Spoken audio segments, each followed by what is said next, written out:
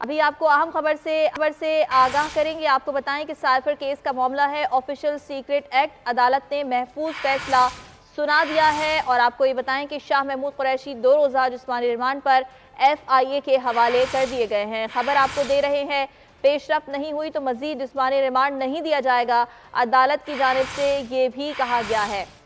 Cipher case के हवाले से आपको बता रहे हैं, ऑफिशियल सीक्रेट एक्ट अदालत ने महफूज फैसला सुना दिया है।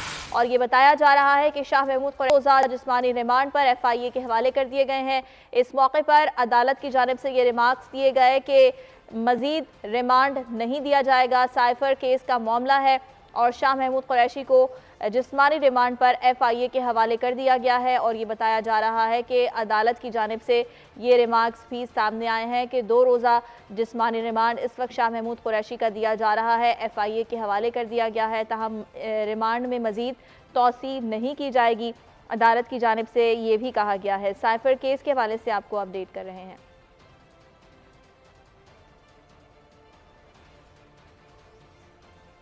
मजीद खबरें शामिल करेंगे ब्रेक के बाद।